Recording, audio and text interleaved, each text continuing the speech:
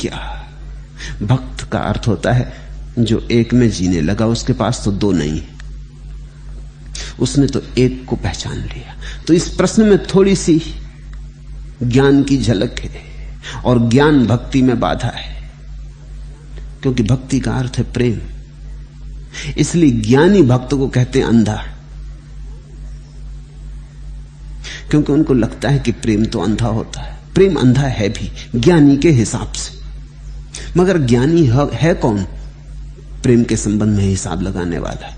जो प्रेम को जानते हो वही कुछ कहें, उन्हीं की बात सुनो। ज्ञानी को कोई हक भी नहीं है प्रेम के संबंध में कुछ कहने का। जानते ही नहीं प्रेम को, प्रेम के संबंध में कहोगे क्या? ज्ञान के संबंध में कुछ कहो ठीक,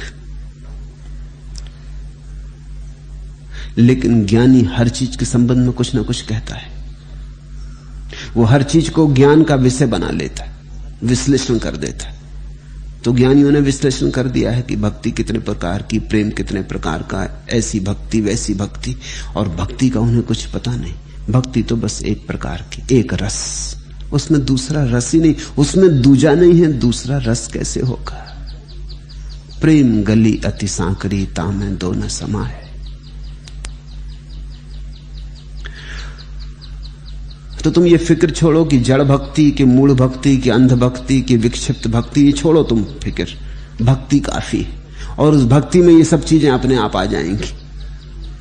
तुम एक दफा भक्त हो जाओ, अंधे अपने आप हो जाओगे। सारी दुनिया तुमको अंधा कहेगी, तुम नहीं अंधे हो जाओगे। तुम्हें तो आंख मिल जाएंगी, तुम्हें तो वह दिखाई पड़ने लगेगा जो साधारण आंखों से दिखाई ही नहीं पड़ता। अदृश्य तुम्हारे लिए दृश्य बनने लगेगा, अगोचर गोचर हो जाएगा। जिसे कभी किसी ने नहीं छुआ उसका स्पर्श अनुभव होने लगेगा। लेकिन दुनिया तुम्हें अंधा कहेगी, दुनिया न मान सकेगी, क्योंकि दुनिया अंधी है और दुनिया तुम्हें अंधा कहेगी। H.G. वेल्स की एक कहानी है, कहीं मैक्सिको में एक घाटी है जहां बच्चे पैदा होकर 3 महीने के भीतर अंधे हो जाते। कहानी तथ्य पर आधारित है। उस घाटी की जलवायु, भोजन कुछ ऐसा है कि आंख खराब हो जाती। तो वहां एक कबीले में एक आंख वाला आदमी पहुंच गया, बाहर की दुनिया से। दूर पहाड़ों में बसी हुई छोटी सी बस्तियां हैं अंधों की, और कभी कोई आंख वाला वहां हुआ नहीं, सभी अंधे। अब 3 महीने का बच्चा तो कुछ कह नहीं सकता, 3 महीने तक आंख ठीक रहती, फिर धीरे धीरे खराब हो जाती। जब तक बच्चा बोलने की उम्र में आता है तब तक तो आंख जा चुकी होती। इसलिए कभी किसी ने यह कहा ही नहीं आंख है। ये आंख वाला आदमी बाहर की दुनिया से यात्रा करता हुआ किसी तरह उन पहाड़ों, दुर्गम पहाड़ों को पार करके पहुंच गया। वे उस कबीले के लोग इसकी बात ही न माने, इस पे हंसे। तुम्हारा दिमाग तो खराब नहीं हो गया? कभी सुना? कैसी बातें कर रहे हो? किसको धोखा दे रहे हो? आंख होती ही नहीं।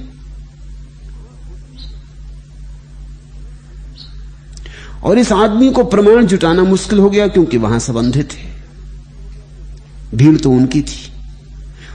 और गांव भर हंसता और कहता कहां है वो अंधा। इस आदमी के बाबत वो अंधा मानते इसको, इसका नाम अंधा रख लिया। उस गांव की एक लड़की इसके प्रेम में पड़ गई,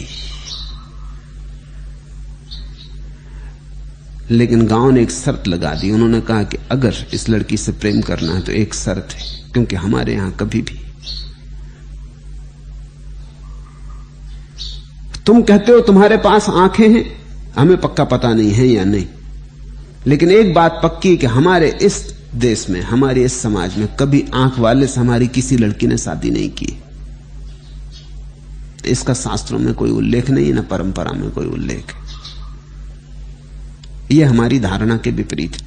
अगर तुम कहते हो तुम्हारी आंखें हैं तो तुम्हें ऑपरेशन के लिए राजी होना पड़े, हम तुम्हारी आंखें निकाल लेते, तुम अंधे हो जाओ तो ही शादी कर सकते हो। ठीक है, जब कोई ब्राह्मण से शादी करे तो वो कहता ब्राह्मण हो के नहीं, कोई हिंदू से शादी करे तो वो कहता तुम हिंदू हो के नहीं, कोई ईसाई से शादी करे तो वो कहता पहले ईसाई हो जाओ फिर हम शादी कर लेंगे। उन्होंने भी ठीक कहा, अंधे हो जाओ, हमारे जैसे हो जाओ, हम नहीं मानते कि तुम अंधे हो कि आंख वाले हो, मगर हम जैसे हो जाओ तो ही हमारी लड़की से शादी कर सकते हो। वो आदमी बड़ी मुश्किल में पड़ गया और उसने कहा रात भर का मुझे मौका दो, इधर प्रेम खींचे, उधर आंखों का आग्रह। लेकिन सुबह होते होते वो भाग खड़ा हुआ। उसने कहा कि प्रेम तो फिर कहीं हो जाएगा, ये आंखें एक बार गई तो गई। और फिर उसे सूरज समझ में आने लगा, और रंग और रूप और सारे जगत का ये सौंदर्य, ये सब खो दूं। वो भाग खड़ा हुआ। उसने कहा कि लोग कहीं पकड़ के जबरदस्ती ऑपरेशन कर ही न दे। तुम जब भक्त बनोगे तो लोग तुम्हें अंधा कहेंगे, ये बात सच है, क्योंकि लोग अंधे, उनके पास भक्ति की आंखें नहीं, प्रेम की एक आंख है। कुछ चीजें हैं जो प्रेम ही देखता है और कोई नहीं देखता।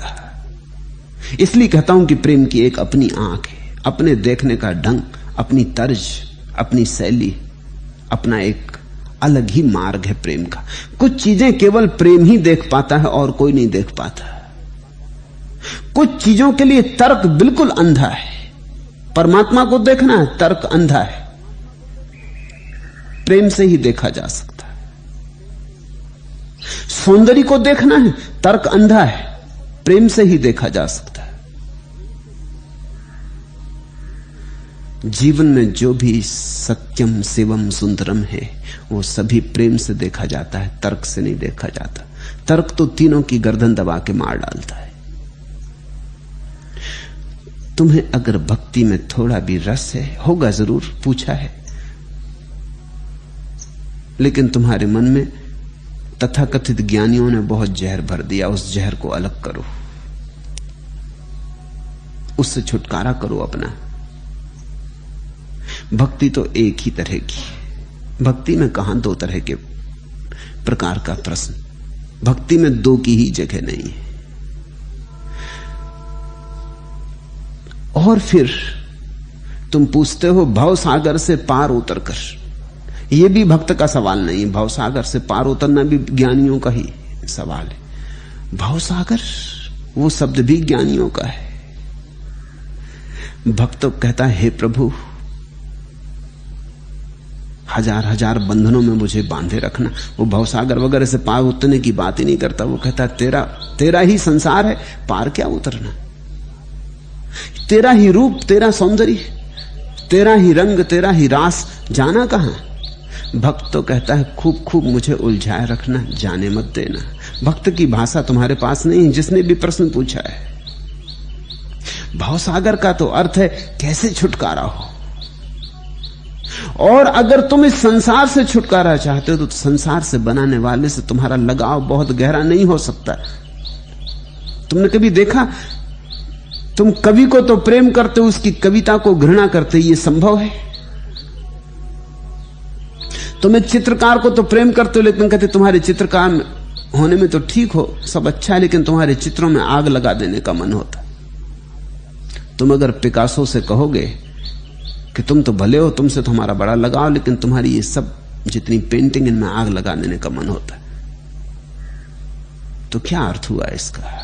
अगर सब चित्रों में आग लगा देने का मन होता है तो तुमने चित्रकार को मार ही डाला, क्योंकि चित्रकार अपने चित्रों में है। चित्र जल गए तो चित्रकार एक साधारण आदमी है, चित्रकार नहीं है। अगर गीतकार के गीत तुमने नष्ट कर दिए तो गीतकार गीतकार ना रहा। अगर नर्तक का नर्तन छीन लिया तो साधारण हो गया, नृत्यकार ना रहा। तुम परमात्मा से उसकी सृष्टि छीन लो, परमात्मा परमात्मा थोड़ी रह जाता है। तुमने बड़ा गहरा अपमान कर दिया। भक्त ऐसी भाषा नहीं बोलता। भक्त तो कहता है कि इस योग बनूं कि तू मुझे बार बार बंधनों में बांधे, बार बार छिपे और छिया छी का खेल हो, बार बार मुझे पुकारे और मैं तुझे खोजूं और तू न मिले, दूर दूर तेरी छाया दिखाई पड़े, दौड़ूं और फिर तुझे ना पाऊं, और फिर दौड़ूं और फिर तुझे ना पाऊं, और ये खेल अनंत काल तक चलता रहे। भक्त की भाषा अलग है। भक्त के भाषा में मोक्ष के लिए जगह नहीं है। भक्त के लिए तो यही मोक्ष है। यही तो भक्त की क्रांतिकारी दृष्टि है। इसको मैं उसकी आंख कहता हूं। ज्ञानी का मोक्ष कहीं और है। वो कहता है इस भवसागर से छुटकारा हो तब मोक्ष। उसका मोक्ष जीवन विरोधी है। वो कहता है जीवन कैसे विनष्ट हो, आवागमन कैसे समाप्त हो, तब मोक्ष। ज्ञानी का मोक्ष थोड़ा कमजोर है, वो इस संसार को नहीं झेल पाता। भक्त का मोक्ष बड़ा शक्तिशाली। वो कहता रहे ये संसार रहे और 1000 संसार रहे, मेरी मुक्ति में कोई बाधा नहीं पड़ती। मेरी मुक्ति ऐसी है कुछ कि बंधनों में भी जीवित रहती, और स्वतंत्रता तभी समग्र है जब कारागृह में भी कोई तुम्हें डाल दे और तुम्हारी स्वतंत्रता नष्ट ना हो। हाथों में जंजीरें हो और फिर भी तुम्हारी स्वतंत्रता नष्ट ना हो। तुम्हारे प्राण स्वतंत्रता के सौरभ से भरे रहें। विपरीत परिस्थितियों में भी जब स्वतंत्रता बनी रहे तभी तुम स्वतंत्र हो। अगर अनुकूल परिस्थितियों में स्वतंत्र रहे, ये कोई स्वतंत्रता नहीं। समझो इसे। जब जीवन में सब सुख है तब तुम प्रसन्न दिखाई पड़ते हो, इस प्रसन्नता का कोई बड़ा मूल्य नहीं। जब जीवन में सब दुख हो और तुम्हारे ओंठों पर मुस्कुराहट हो तो मुस्कुराहट का कुछ मूल्य है। जब पैरों में कांटे चुभे हो और ओंठों पर मुस्कुराहट रहे, गले में फांसी लगी हो और ओंठों पर मुस्कुराहट रहे, तब तुम्हारी मुस्कुराहट तुम्हारी है। अन्यथा सुख सुविधा में कौन नहीं मुस्कुराने लगता है। उस मुस्कुराहट का कोई मूल्य नहीं। जीवन में अगर तुम नाचो, ये क्या नाच, मौत आए और तब भी तुम नाचते हुए विदा हो तो तुमने नाच सीखा, तो तुमने नाच जाना। अनुकूल में राजी हो जाना तो बिल्कुल ही स्वाभाविक है, प्रतिकूल में राजी हो जाना क्रांति है। और सबसे बड़ी प्रतिकूलता जो हो सकती है वो संसार है। हिमालय पर बैठकर मन शांत हो जाए, कोई बड़ी गुणवत्ता नहीं। बाजार में बैठे बैठे, दुकान पर बैठे बैठे, हाथ में तराजू लिए लिए मन शांत हो जाए। शास्त्रों में कथा आती तुलाधर वैश्य की। एक ज्ञानी बहुत दिन तक ध्यान करता रहा पहाड़ों में।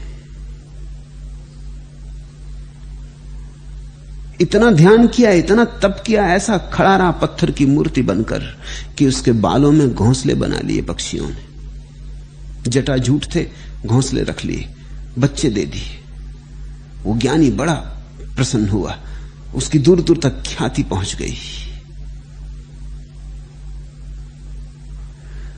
लोगों से वो कहने लगा, मैं वही हूं जिसके सिर में, जटाजूट में, पक्षियों ने घोंसले बना लिए। ऐसा मेरा ध्यान है।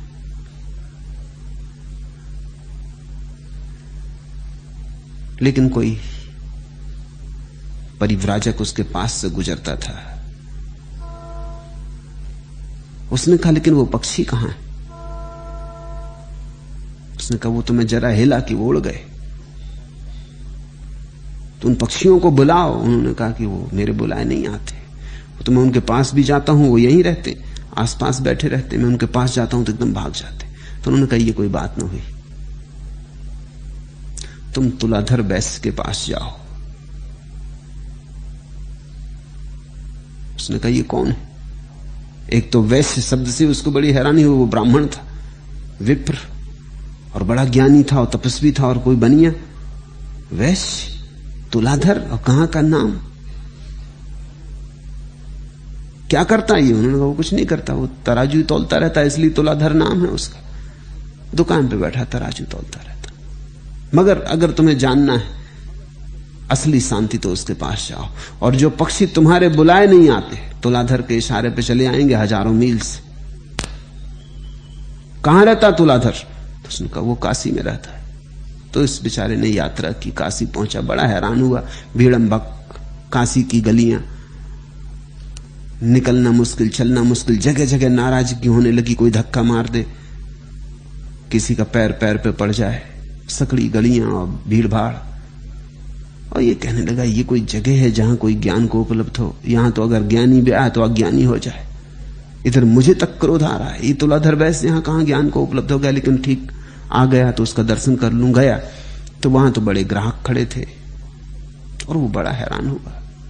तुलाधर के कंधे पर वही पक्षी बैठा था जो उसके सिर से उड़ गया था, क्योंकि वो हिल गया था।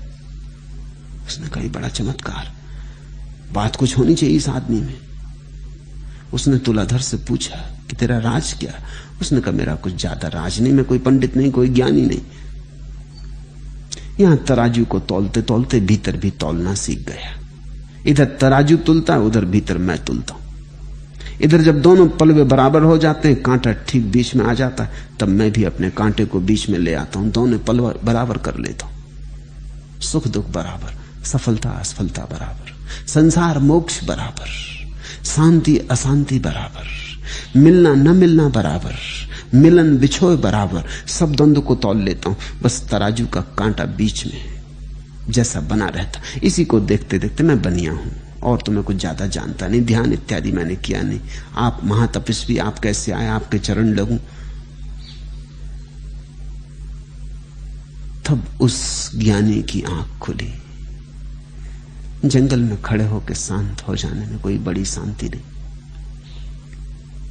जंगल में जो शांत न हो जाए वही थोड़ा विशिष्ट पुरुष है। जंगल में तो कोई भी शांत हो जाएगा। हिमालय पर गए कभी, हिमालय की शीतलता भीतर प्रवेश करने लगती, छूने लगती, सब शांत होने लगता है।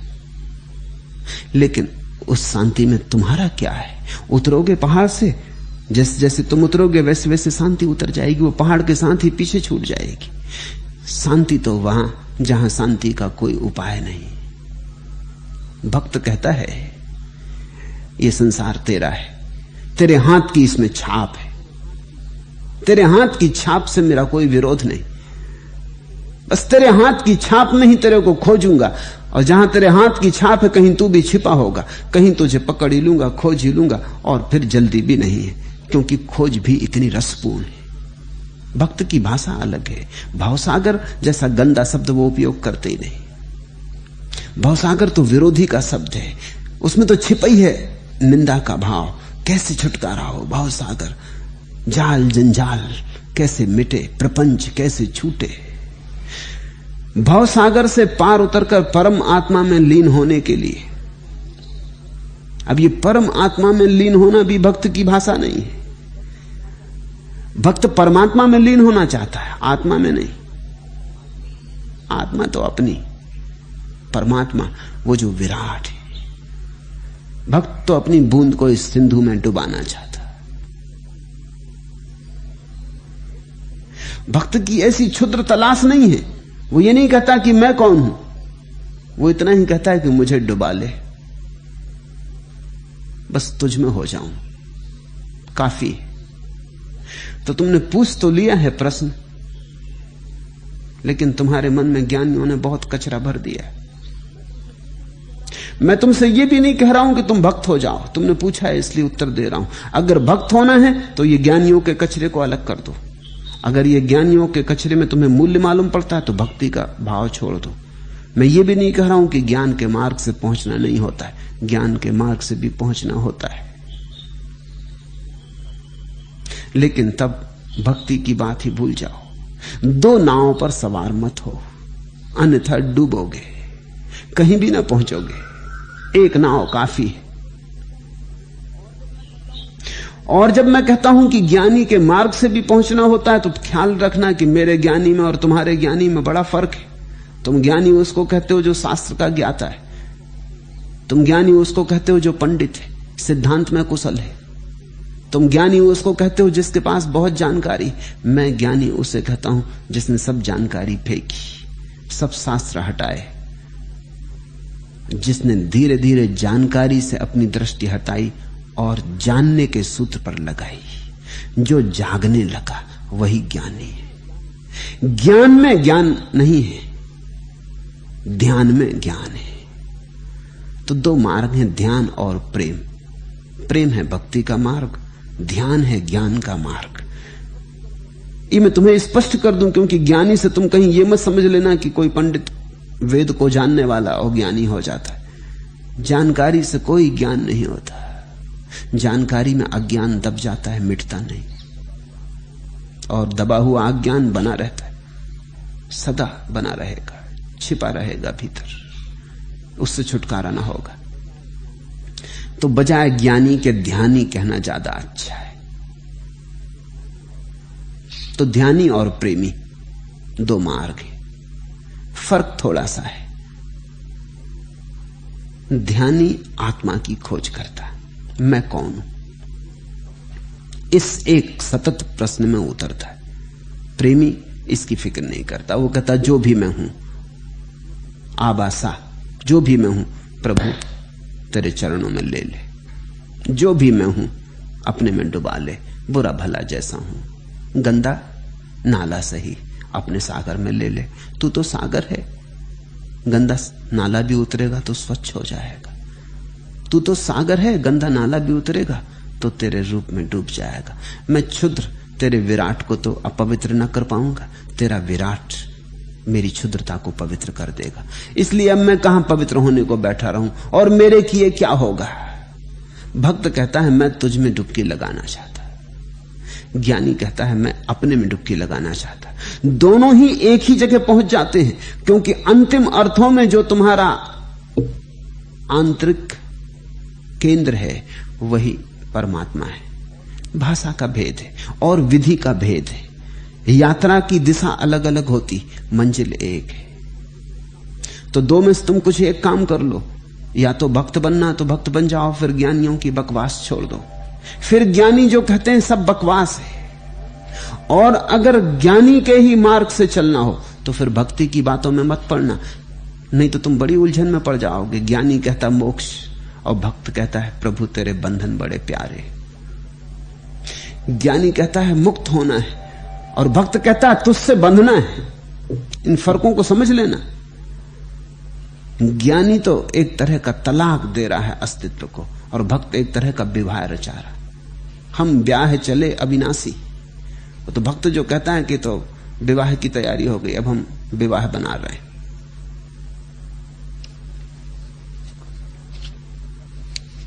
भक्त कहता है मैं तुम्हारे मन सुमन में प्रीति बन महकूं, चूं पड़ूं अंजलि सरों में, लाज कलित मधुकरों में, आज अपनापन डुबो दूं सुरभि चर्चित निर्झरों में।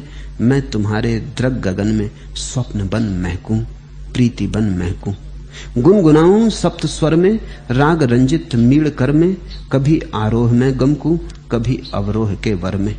मैं तुम्हारे छंद वन में गीत बन चहकूं, प्रीत बन महकूं, वचन तोड़ूं संवरण के, मौन के अंतःकरण के, स्पर्श के संकेत से ही बज उठे नूपुर चरण के।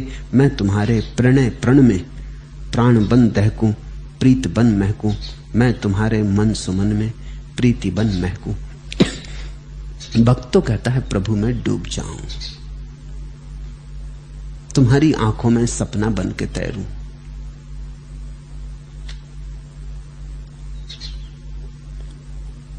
मुक्ति की यहां कोई बात नहीं है, मुक्ति भक्त की भाषा नहीं। हजार हजार नित नूतन बंधन तुम बांधो, तुम मुझे बांधते रहो, मुझे उपेक्षित छोड़ मत देना एक किनारे, भूल मत जाना, विस्मरण मत कर देना। तुम राग के नए नए जाल मुझ पर फैलाते रहो, तुम प्रीति के नए नए उन्मेष मुझ में उठाते रहो। ऐसा ना हो कि राह के किनारे मुझे भूल जाओ। तुम्हारे लिए बहुत है, मेरे लिए तुम अकेले हो।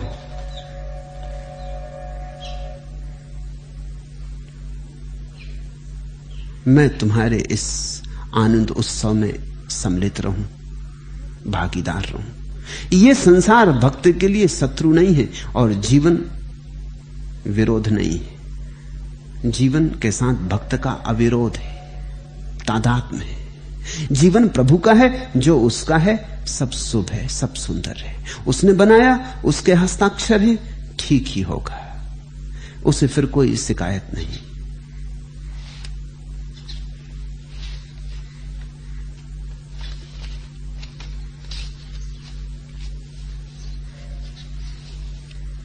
भक्त की तो नए नए गीतों के, नए नए नृत्यों के जन्म में आकांक्षा है, नए विवाह रचाना है।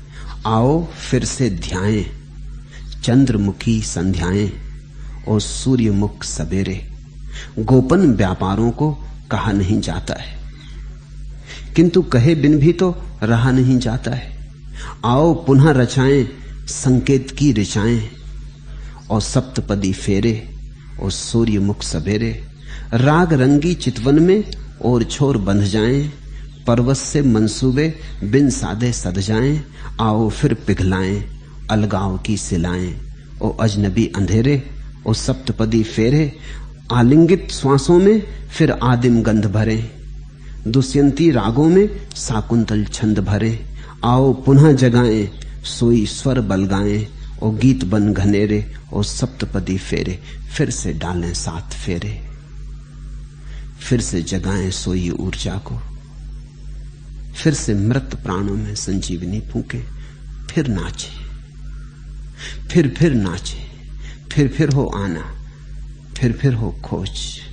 भक्त थकता नहीं, प्रेमी कभी नहीं थकता। ज्ञानी पहले से ही थका हुआ है, वो कहता कब छुटकारा मिले, अब बैठ जाने दो, अब बहुत चल चुके। तुम साफ कर लेना अपने मन में, अपने भाव को ठीक से पहचानो। अगर तुम में हृदय प्रबल है तो भक्ति तुम्हारा मार्ग है। अगर हृदय सो गया है या जागा ही नहीं कभी, और हृदय में कोई स्वर नहीं उठते, तो ध्यान तुम्हारा मार्ग है। या तो निर्विचार बनो या प्रार्थनापूर्ण, मगर दोनों को एक साथ संभालने की चेष्टा में संलग्न मत हो जाना, अन्यथा बहुत भटकाव है फिर। और तुम बहुत उपाय करोगे और कुछ परिणाम ना होगा। एक हाथ से बनाओगे, एक हाथ से मिटेगा। इसलिए पहली बात यात्री के लिए, इस अंतर की खोज के लिए पहली बात स्मरण रखने की यही है कि मैं ठीक ठीक से अपने को पहचान लूं,